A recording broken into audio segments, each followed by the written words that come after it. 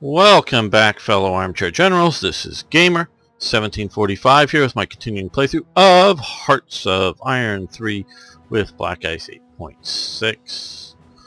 Okay, so we're going to continue this. We are moments away from going in there into Yugoslavia, and there's coming up there. Okay, well, might as well. We're not 100% in position, but see if we can beat the race into there. We may not. So, diplomacy. All the way down here at the bottom, Yugoslavia. Now I wonder, does anybody we're going to create the name of our nation, and do we want the bottom of the list of names like Yugoslavia or Yemen, or do we want to be at the top of the list of names and pick a name? Now you go, hey, well,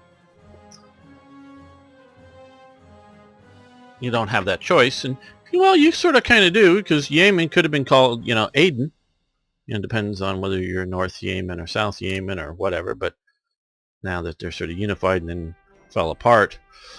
But, you could have called yourself Aden or whatever, or, call it something to get the top of the list, or wonder if that ever crosses anybody's mind, because now I'm thinking, and as I thought of this, because Yugoslavia is it was a made-up country in the sense that there was not any long, ancient, standing country of Yugoslavia. No, they're Romania, goes back to sort of a holdout from the Romans, and if you notice, their language is really weird spellings of Latin. Basically, is how I describe it. If you sort of take that into account and then realize, oh, this is sort of like Latinish language, and they are, as opposed to having Slavic languages. Well, this side and down here, not so much. I don't think the Magyars are so Slavic. Maybe I'm wrong on that, but so I don't think the Magyars do Cyrillic, but the Serbians and the Bulgarians do Cyrillic, and obviously the Ukrainians do. So sort of a Latin area holdout in here. And so, that there's sort of a reason for having Romania. Don't know why Hungary instead of Bulgaria or Magyar land or whatever maybe, but so you have various things you can call yourself. But I wonder if when they're figuring out, trying to develop Yugoslavia after World War I, maybe they wanted to, okay, well, how could we get, we can't be at the top of the list. Maybe we could be at the bottom of the list of countries. I don't know. Get picked last or something. Okay. So we're going to conquer this. I do. We're now at war. So, well, let's start here, the easy. You go into there. Well, you're attached to the 6th Army. The 6th Army attached to anybody useful? Not at the moment. It's at least temporary to OB West.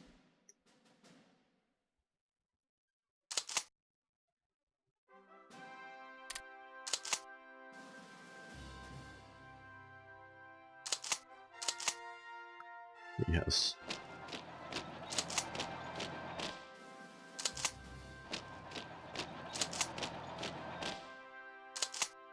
No, might as well. Support that attack. Oh, yes. Make sure that we know where we're going. Forward planning.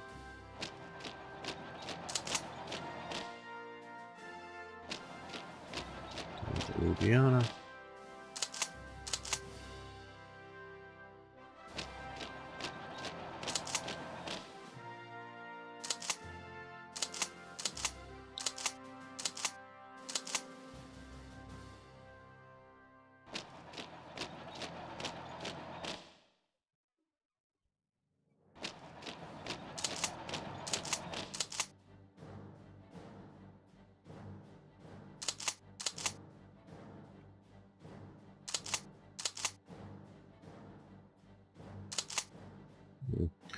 these is remnants of these HQs that sort of should or will or did disappear.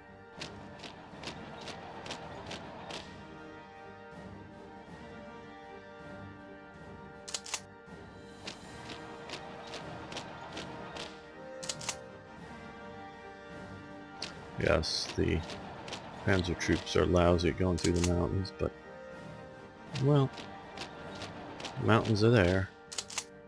We got to get through. I really didn't want to start giving land to the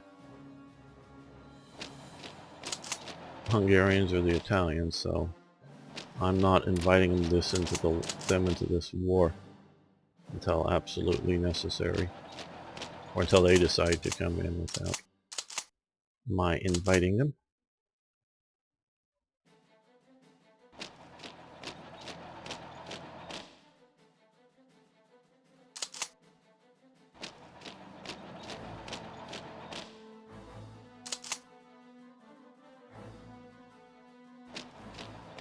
Let's see.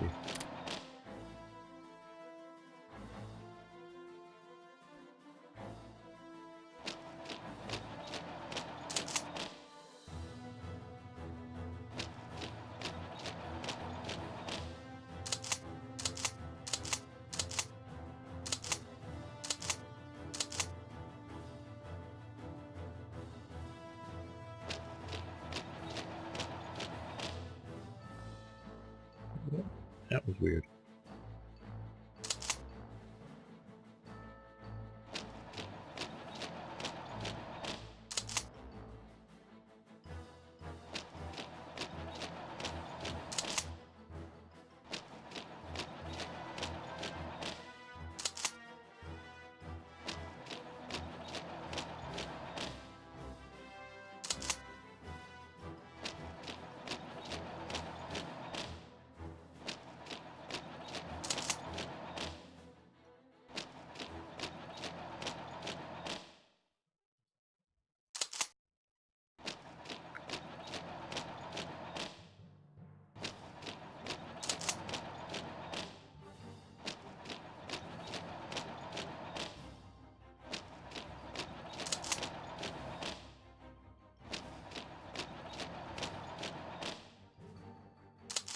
And, I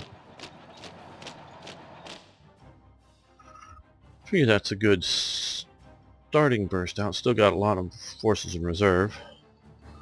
As, of course, we can crush Yugoslavia because we're timing this well. All we are is mopping up the last of Denmark here. And, well, starting the invasion of Norway, but doing so in a apparently fairly effective manner. Okay, we've got the port. That was a big thing.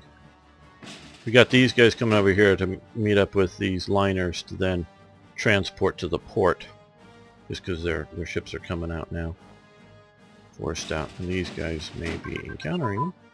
Okay, any aircraft guns for capital ships. Very good. We don't want enemy air to sink our battleship. I just always think in real world terms and hope the game mirrors it the best that is reasonably humanly possible. And big threat to battleships, of course, was air power. Submarines were also too. That's why, if you'll notice, all of my battleships have anti-sub. These old out-of-date coastal guys have one flotilla here of destroyers and these torpedo boats, and the destroyer at least should have good, doesn't have active sonar or anything yet, but that's just because I haven't got to that level of technology, and there's some stuff that's still upgrading.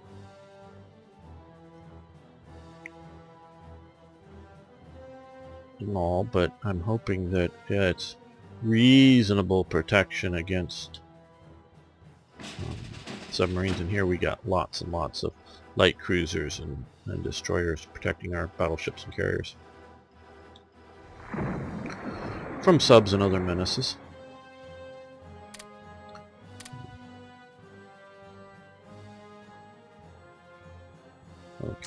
got Oslo. Good. Now for victory points. Oslo is worth 5. Bergen 5. Trondheim not anything, and doesn't appear Narvik. Okay. Narvik should be a victory point. Sort of force it. So I guess really all I need to do is take these 2 cities in that fall. Okay, guess I don't have to go up to... So I don't think a country's going to survive without holding any of their victory point provinces. I might be wrong on that, but...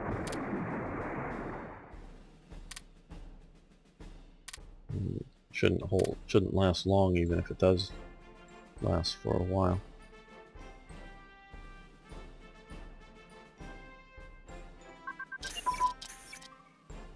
Oh, this is interesting. Okay, I haven't seen this before. Okay, Grand Battle Plan advanced. Good. And Aero Engine research. Good. So, Grand Battle Plan, I think I need to stop that. Yep, that's too far ahead.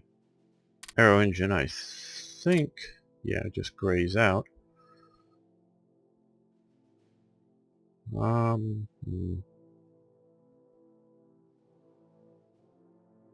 That would be good. Do that. And because we're pretty well up to date on most, not on these two obviously, but Hedgehog defense, that's nice, but we can wait a little bit. Got a lot of 40 and even a bunch of 39 technologies to do this. Okay. Hitler dances a jig. At 3:42 p.m., 12 minutes after the French arrive, we see Hitler stand up, salute stiffly, and then stride out of the drawing room, followed by Göring, Brauhitsch, Rieder, Hess, Ribbentrop. The French-like figures of stone remain in the green top, remain at the green top table. General Keitel remains with them. He starts to read them the details, conditions of the armistice. His aides stride down the avenue towards Alsace-Lorraine Monument, where their cars are waiting. As they pass the guards of honor, the German band strikes up 2 national anthems, Deutschland über alles, and the Horse Vessel Song. The whole ceremony, in which Hitler has reached a new pinnacle in his meteoric career, Germany avenges the 1918 defeat, is over in a quarter of an hour. Okay, well, they say dances of the jig. He didn't. He does sort of, if you look at the photos, prance isn't the right word, but sort of high steps a little bit. But what some clever English photo manipulator, filmmaker, sort of puts together some of the still shots. You know, obviously nowadays we all see animated GIFs, but sort of in essence makes an animated GIF of Hitler to make it look like he's dancing a jig. And that all the British people, and I think much of the American people or something, see this. Obviously, you know, they don't show it in Germany or whatnot, but it gets shown around. So it is sort of that. And this is, as I've talked about, so there's definitely and I don't know exactly the author's intention with this, but this is definitely what is put out there. So excuse me, is definitely what I talk about. This is where and there should be a Third Reich event coming for some of this. This is really the time in which Hitler cements his total dictatorship. He appears that he can do no wrong.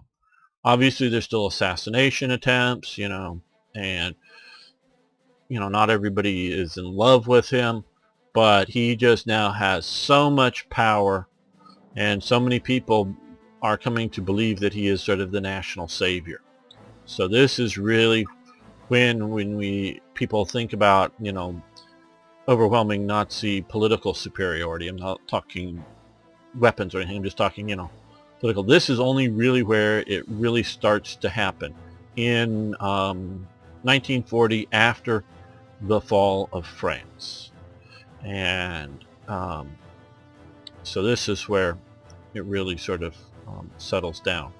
And we can look here, and of course I work to try to have as much National Socialist popularity, because we get, with black ice, you get better effects with having more popularity. But really, it's, up until this point, I would say it's rarely above,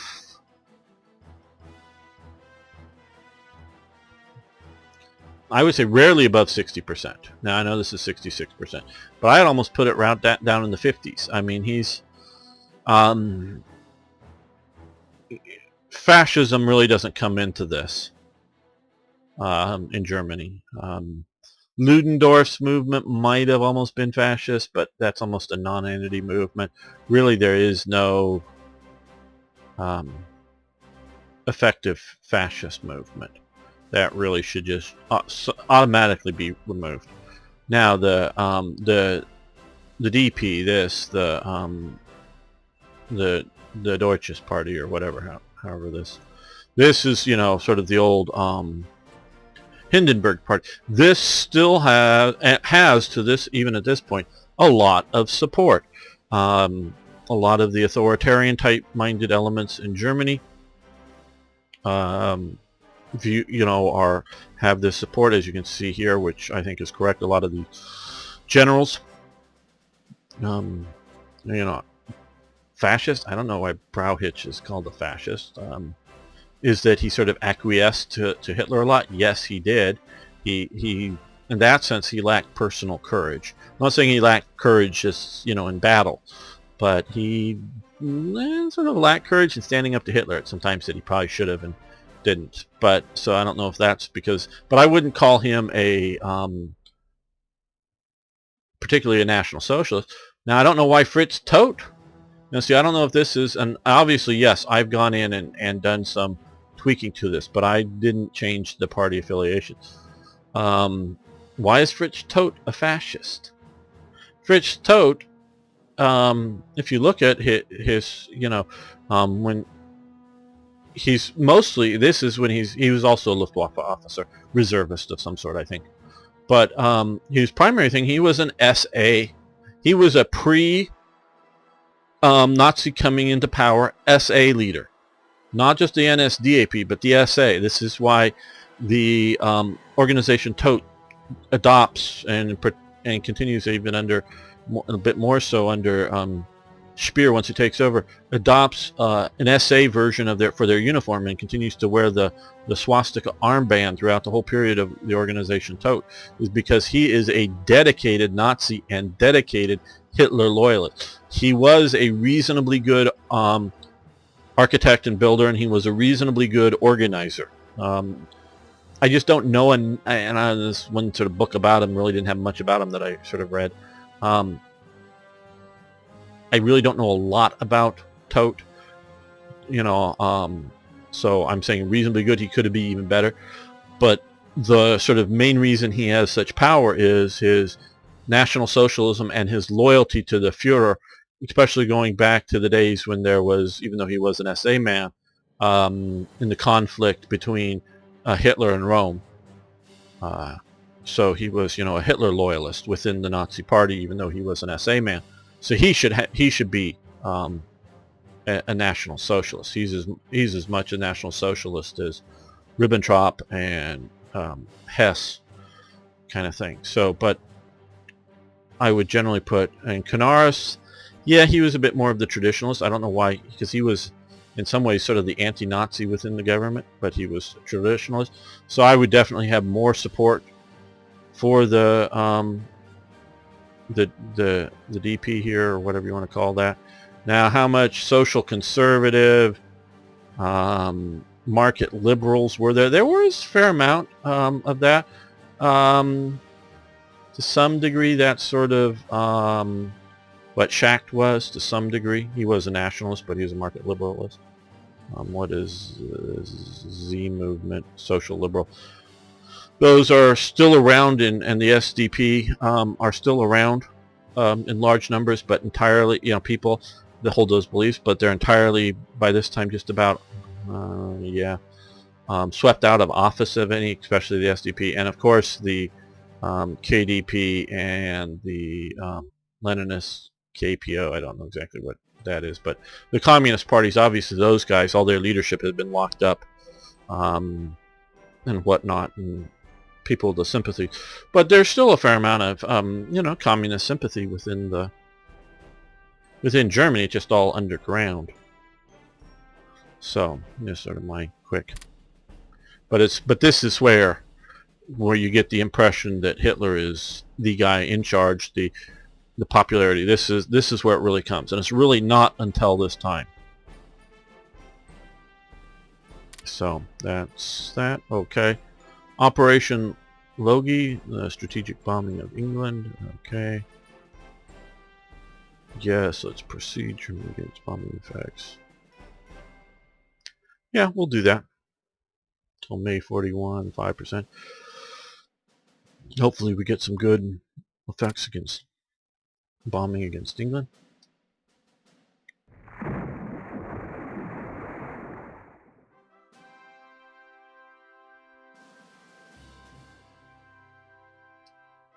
Okay, now that we're... I want to get the guys that aren't moving. Get them moving forward. I don't really care about that. We'll wait for the headquarters. It's coming. Oh, damn it. Oh well. Didn't look. I was not paying close enough attention to these guys. Rommel. Get you streaming forward. Keep you moving. Keep you from...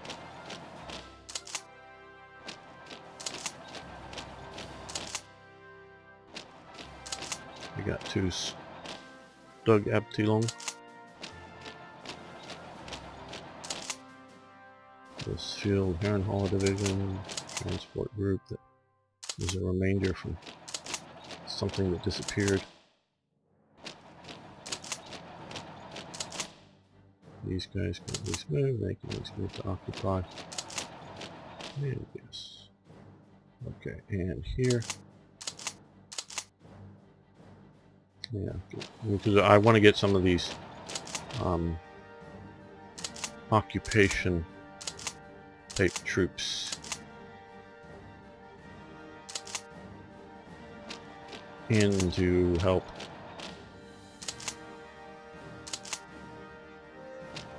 the supplies flow. That isn't doing so well, so let's move you to attack. They come down this way.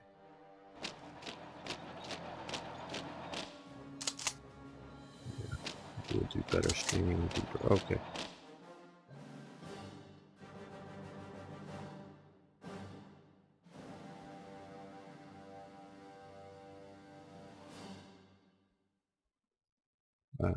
Up over there. Okay. Now. Yes, you're there. Okay. Let's move you to the Baltic Fleet. Yeah, might as well put an HQ on board.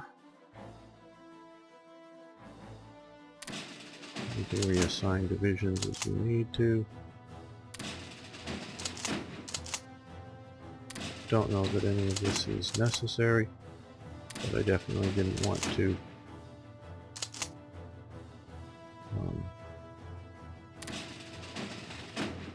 not escort.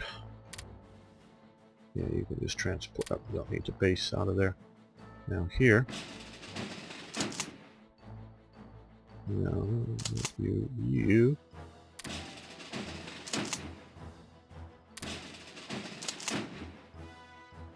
Oh wait a minute, did I get the wrong guy? Yeah, not you. These guys should have, and do have much better beach assault capabilities. Let's go invade Bergen. If those are the only 2 victory points, then I think we have this pretty well sewed up. Now we are sending supplies automatically, aren't we? Yes, they've already done that. Okay, well, what's the terrain like? Okay, just all basically open. You start bursting out. You start attacking out that way. We'll get reinforcements soon. And they're already doing well, even without that. Additional reinforcements coming in.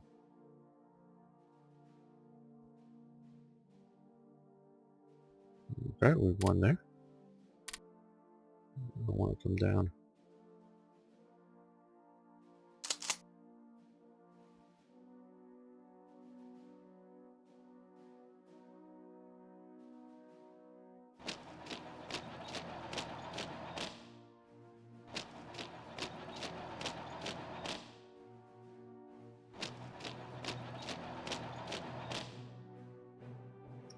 Yes, I'm having him race. He's a very fast, as you can see, division, which is cool.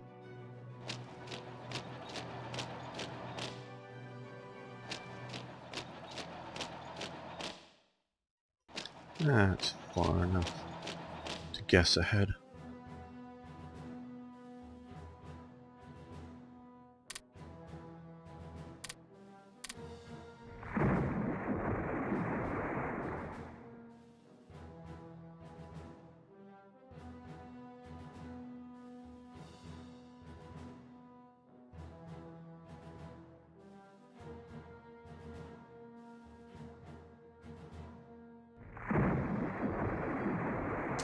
Okay, here we go. Everybody is still within range of an HQ. That's good.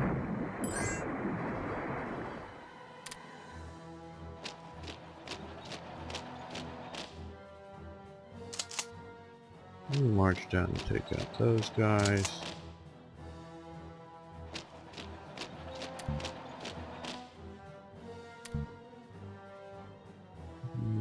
Don't get why they can't go there. Maybe that's just not enough. Well, it doesn't have any infrastructure?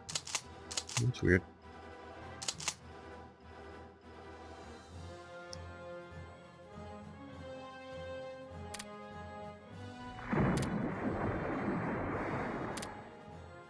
Yeah, okay, you're attacking.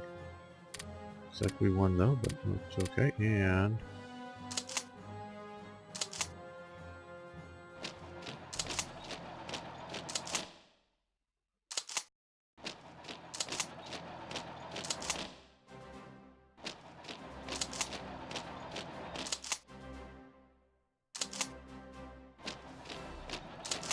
we are pouring so many panzers into here.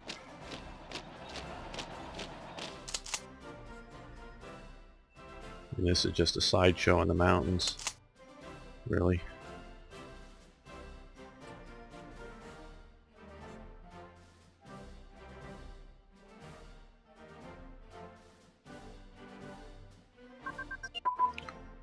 Okay, mountain HQ's advanced. That's great. And since, oh, and I think we also para HQs have advanced. Not just 9, or is it mountain, or did I misread? No, no, it's mountain. We're going to let mountain go then, because it's just a 1940s technology, but paras. And also these may, sometimes I don't get the notification because it given by events. And sometimes maybe just not paying close enough attention to as well. We're going to stop those for now. We're going to do the 1940 for mountain and these because we want the good suppression HQs.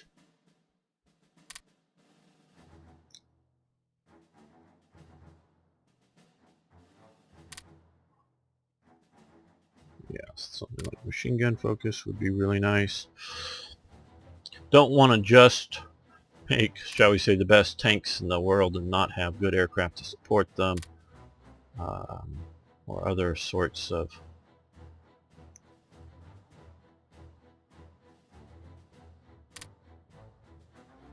units and unit types. Okay, trade-off. Oh, sure, you can have energy. Finland and what? Okay. Mountain Paris. Yes, we want this. And yes, we want this. They'll probably be useful at some point.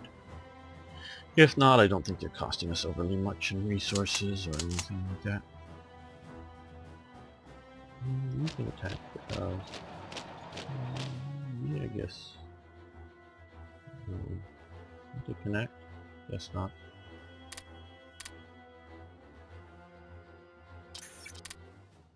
No, I want to keep this open because terrain, I don't know if critical, but is something to my decision making as to where I send what units. Mountains, obviously, more likely you're going to get mountain troops and things like that. Now, if the only thing available is a panzer division, well, that's what's going to go there.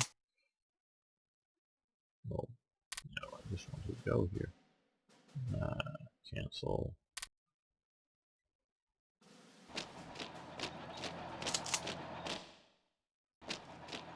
You go there, occupy that. You guys keep marching, marching, marching, marching.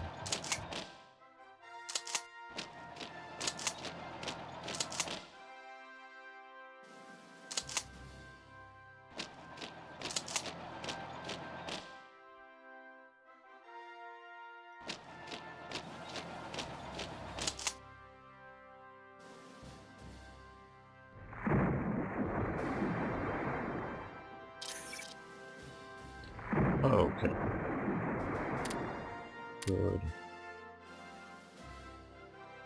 Good. Okay, this is another thing that I sort of built for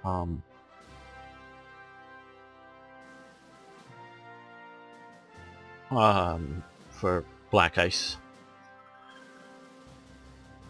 I think they may have changed it a little bit from what I did. I'm pretty sure they did. Well, yeah, I know they did change some of it. But what this is you get to set up war goals for Britain. You want to shall be ours. Basically, if you invade Great Britain, you're trying to conquer it. It shall have the right type of government is you're setting up to occupy Britain for the idea of eventually, someday after the war, releasing it as a puppet state someday. This one sets it up really as sort of a puppet state. Now, what are you doing? You moved the mouse and it did this. So, what also will be is if you, depending on which one you pick, and then you defeat Britain, you will have a series of events that will happen. We'll go, something like, what do you want to do about Egypt? And like some of the choices would be, oh, give it to Italy, or keep it for ourselves, or whatever. Or what do you want to do with, Malaysia down here, Malaya, or whatever. Give it to Japan. And this actually, instead of just give sort of like occupational control, doesn't necessarily give any cores, so it might have lots of revolt risk, but gives it over to, as national territory. So you divide up British territory to some degree. Not everywhere gets it, but you get several choices. And it doesn't matter if the certain countries need to be in your in the Axis, but they don't have to have been occupying. Like Malaya doesn't have to have been occupied when Britain falls. So if you've rushed in and taken Britain before Malaya is occupied, you can still give it to Japan or something like that. But I don't think that would be one that you get to keep. Germany doesn't get to keep. Not everything has a choice to keep.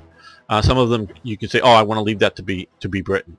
So we're going to do the middle one here because I don't want to quite fully conquer it. Oh, and it also does. You still need to defeat Britain, but I do think, if I remember correctly, it does sort of change a little bit how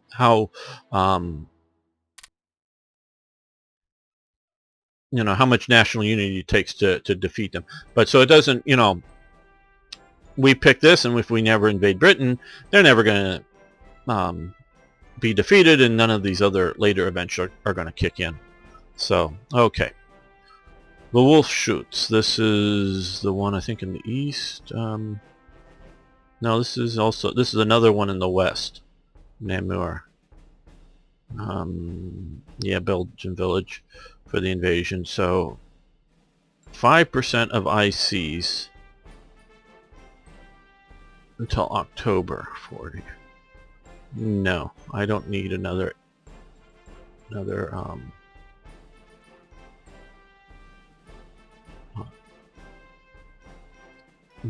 bunk. Yeah, I don't need a month of lack of 5% of IC. This is a later picture, and the way I can tell this than what this is, because that I do believe on Manstein's shoulder there is the Krim or Crimean shield that he gets for conquering Crimea. So, which is obviously sometime after 41, when he finally gets down to that. So that you can sort of date things by looking at medals and who's in the picture and who's not. But you need to know what German declarations are, what they look like, who had them, when did they get them, to be able to do things like that.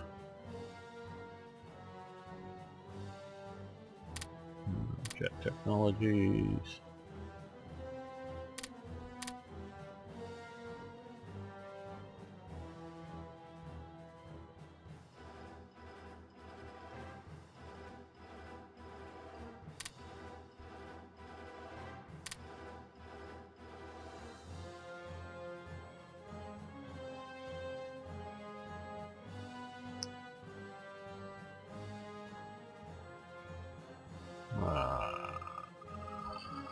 Ignore that little one. Creation of Croatia, because I want to move through here.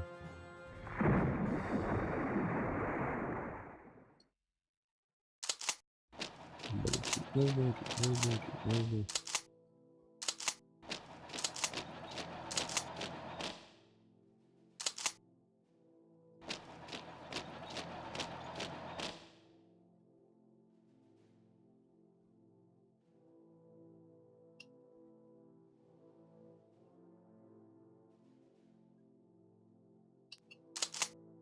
Cavalry guys can go on and occupy there.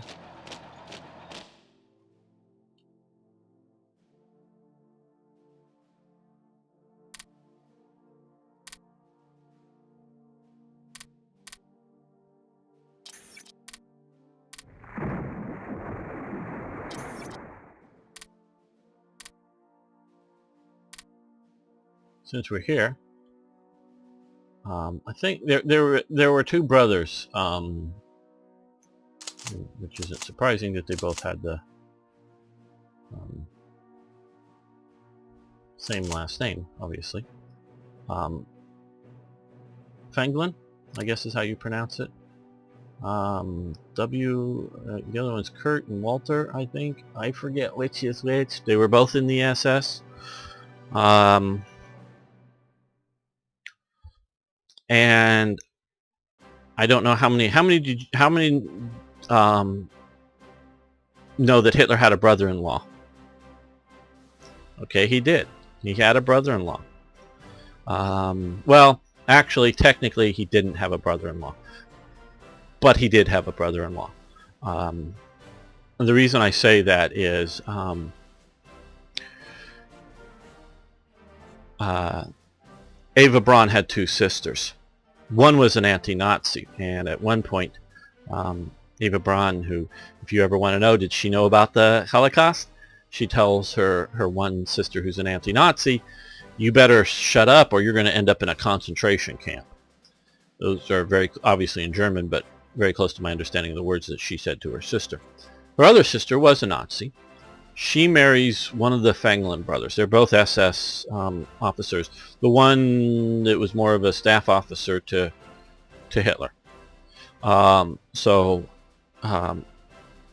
forget her name, but obviously last name before getting married was Braun.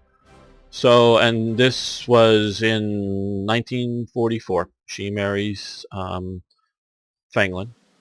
So obviously at this time, Eva Braun is just the mistress of Adolf Hitler. So you could sort of, but you know, um, she was sort of called, to some degree, in some ways, Hitler's wife amongst the inner circle. Um, you know, I don't know if Mrs. Hitler quite really, um, but the Fuhrer's woman or whatever it was. So, and so they get married. Hitler and Eva Braun attend the wedding ceremony. It's an SS style wedding ceremony, meaning with all the SS neo-paganistic ritual type stuff. So it's an SS wedding ceremony. Hitler attends it. So this is why I'm sort of saying brother-in-law. Now, of course, Hitler, and the reason why I'm saying he is also brother-in-law, because Hitler does marry Eva Braun, and then the next day, of course, they kill themselves. So, but the reason I'm saying is because the way the dates are is Fenglin is already dead by that time, I do believe, but just within a few days, because Hitler has his brother-in-law killed. Fenglin is in Berlin. He's ordered to do something. I forget what it is, but basically he sort of refuses to do it. Somebody sent out to look for him, finds him in his apartment, supposedly with some documents that confirm that Himmler is trying to negotiate with the Allies. And so he's arrested. Once it's publicly known that Himmler has sort of surrendered, been captured or whatever, Hitler basically orders Fenglin shot. So he has Eva Braun's sister's husband, as in the last days, it's all like in the last 2 weeks or so, or whatever it is, you know, the fall of Berlin. It goes to the trouble because he actually has Fenglin brought to the Hitler bunker, and they sort of improvise a cell for him. I don't know where Hitler's sister-in-law, or soon-to-be sister-in-law, is. He tells Eva Braun not to come to Berlin, to stay down here, but she comes. So I presume the sister-in-law doesn't come to Berlin. So I presume she isn't there. But so Hitler has the Fenglin, I forget again which one, but the one that is married, shot for treason, basically. So that is sort of an interesting. Hitler has his brother-in-law shot. Yeah, nice family. And so just interesting facts that I doubt many people knew, that Hitler had a brother-in-law and that he had him shot. Let's see, we're going to go here and over here. And here.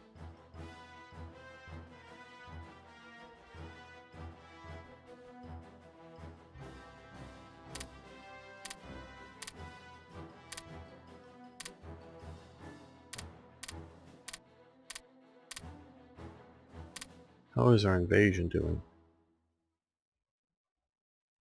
There. Well, those are the submarines.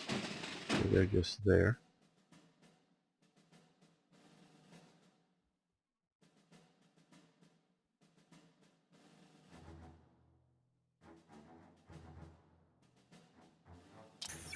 Oh, they're landing them next to it, looks like. Oh well. I think I can either air supply them, or they'll have enough supplies to...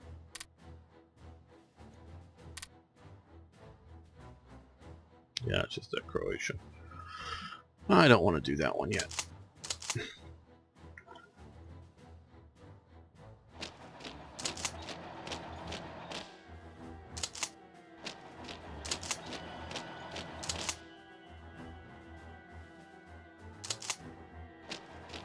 Oh, you're way down here already. Okay, well, keep moving. Keep moving.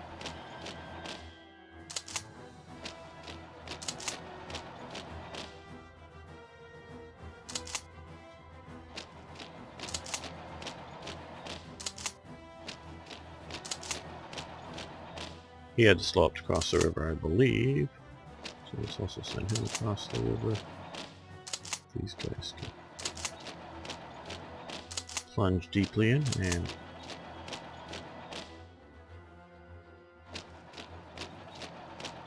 see if it's undefended by the time we get there. So these guys roll up along the border.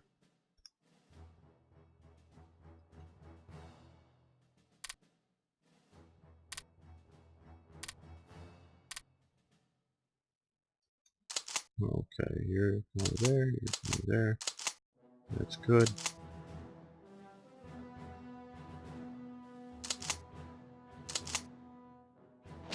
Okay, you can head up this way. Well, that's right. That province doesn't have any infrastructure. Well, I hope they know what they're doing when they decided that, meaning that it was such a rugged area. I just don't know Norway to know that well enough.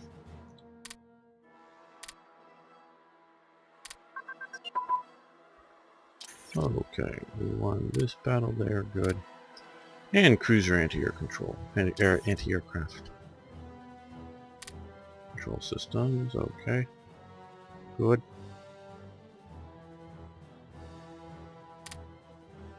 We got those being developed, good, good, good. Oh, we can do heavy anti-aircraft weapons. That's useful.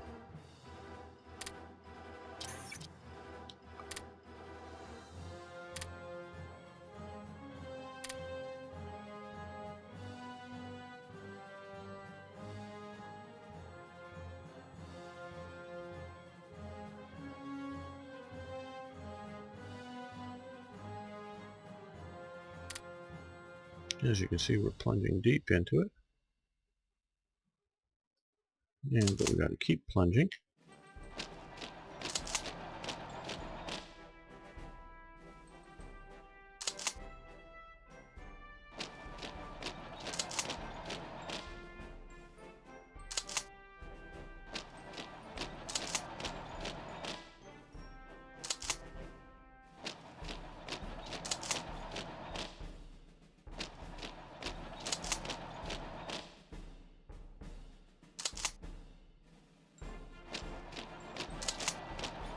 Okay, let's look at the terrain.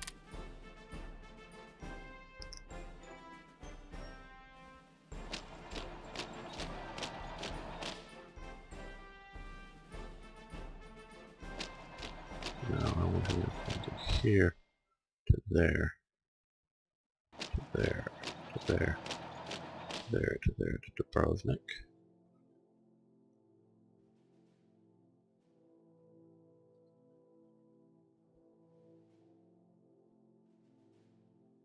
So a lot of these units up here, so let's get them moving. They weren't all needed to bash into the mountains.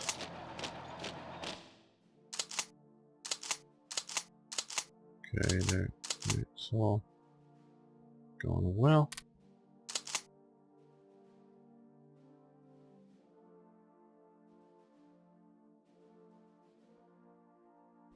Alright guys, oh. This thing again. And we're bombing them. Okay, we'll let them bomb for a little while.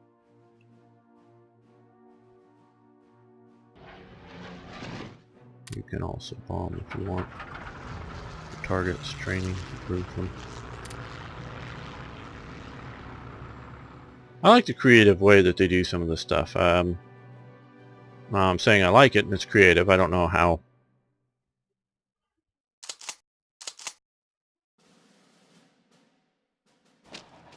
You know,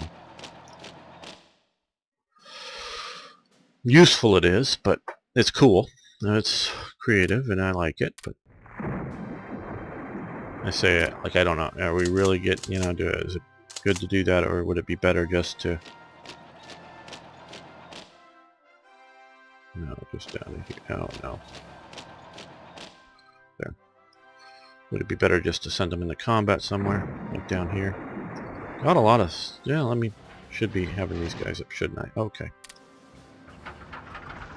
I just sort of forgot to do that, quite honestly. Oh,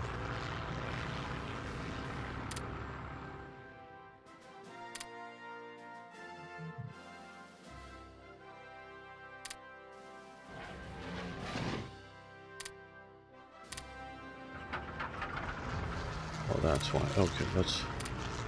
Here, for air... No. Ground attack. That's what I want to do.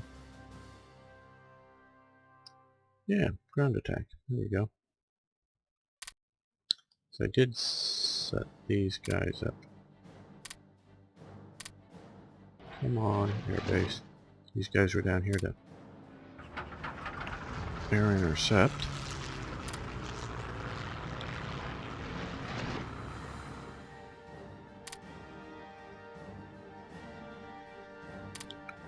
To ground attack. That's all that's there. But I have some more up here. See, I did prepare a bit, but I just sort of forgot, quite honestly. I got these guys up here.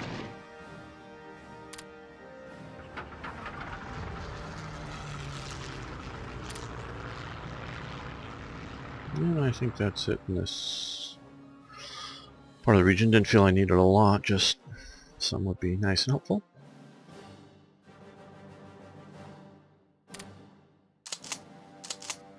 Okay.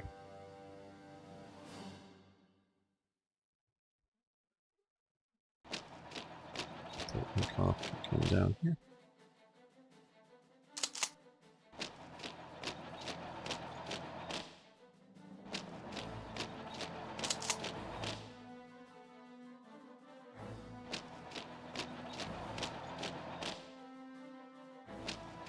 Go through the hills.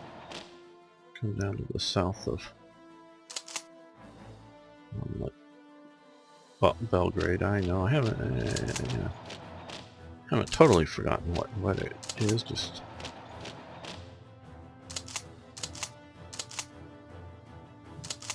okay. No, I want the one that isn't moving. You can move to this. Okay.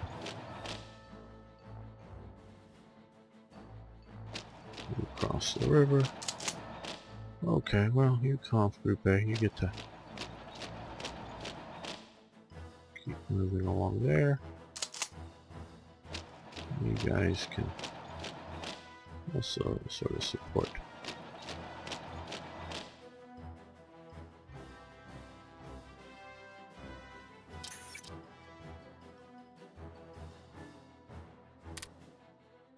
They're attacking there. We won that battle.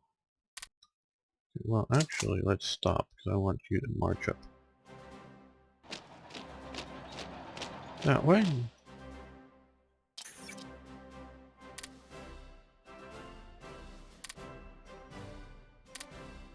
No, we don't want you just hanging out there. We want you attacking the new capital. Might as well have you moving there, because I think we're going to win that fight. Occupy that province.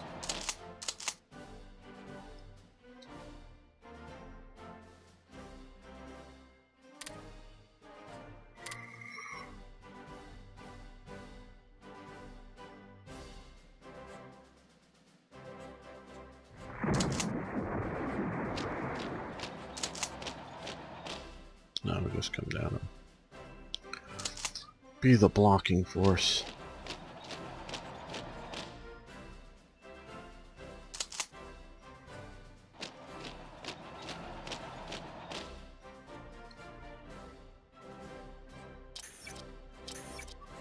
Okay, no, I've talked about this before, but new regulation. This is coming out of Major General Adolf von Schell. He got promoted from the earlier stuff. He is the director of motor transport for the German army, as well as other things. This is all part of the Woodgas. I know I've talked about this before. I talked about it just recently in the alt version of this series.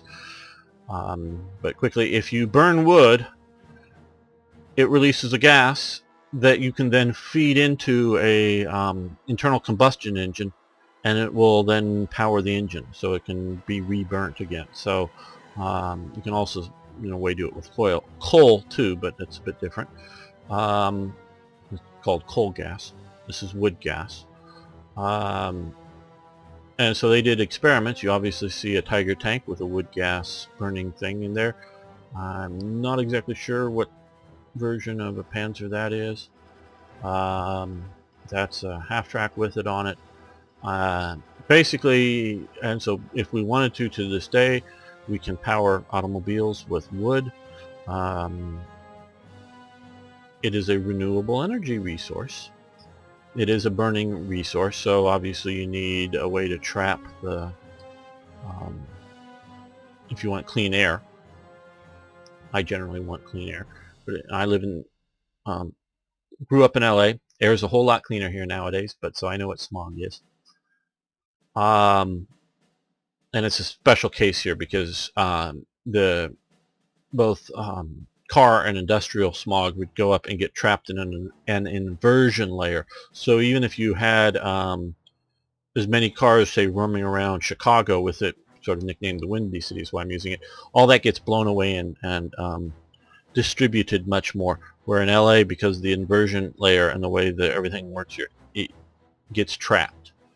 And so it's now, of course, much, much, much cleaner. But so I know about dirty air. Grew up in it. So obviously this is not necessarily a clean energy solution, but it is a renewable energy solution. But it is very underpowered there, and we will see events coming covering this. It did get very widely used as, I'm going over this just in case not everybody's watching everything, but do it quickly. It does get very widely used for civil vehicles, but like an example that I read about is one of the buses that goes between towns, like a steep place in the road, that they'd have to get the passengers out to lighten the bus so the bus can make it to the top of the hill, then everybody gets back in and continues on. So it's a very underpowered situation, and it's not just this big honking thing that you have to stick out behind it that's vulnerable to being shot up as an armored fighting vehicle. It's very underpowered. So it's not a good alternative to gasoline, but is a functional gasoline. But because of this regulation, it's going to increase our descent levels because of the new regulations. There'll be other things that will help it. And trust me, ultimately it's worth it.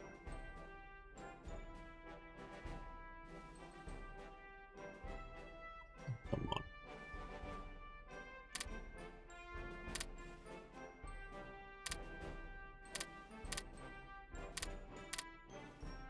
So you're moving, you're attacking. Okay, you're gonna bust through that. You go down to there.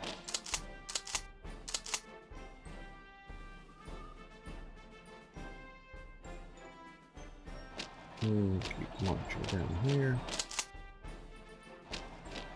You keep driving down to here.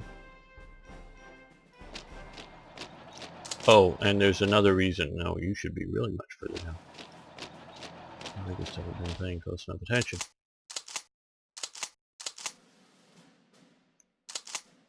We want to get you down here as well. One of the reasons we want to get a lot of these units still going down, even though we're probably going to be able to collapse Yugoslavia fairly quickly,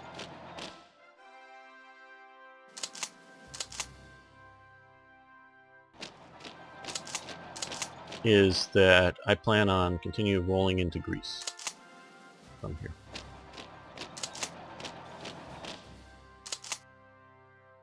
I'm not planning on stopping at. We've got built better higher command that I want to reorganize to fairly quickly here. So, because the goal is to get down to Athens and smash all the way through to there. So we want to have, eventually, we might have a bit of a pause, but we want to come in, and so we want to have mountain units. Oh well, you see, and Greece has come to Yugoslav's aid, so we're already at war, so we're going to keep pushing all the way down. will want the mountain units to battle into Greece. Well, this is a good time to end the episode here. I want to thank you for liking the videos. I want to thank you for watching. And of course, please post comments, questions, suggestions, ideas. I love hearing from you. See you next time for more Hearts of Iron.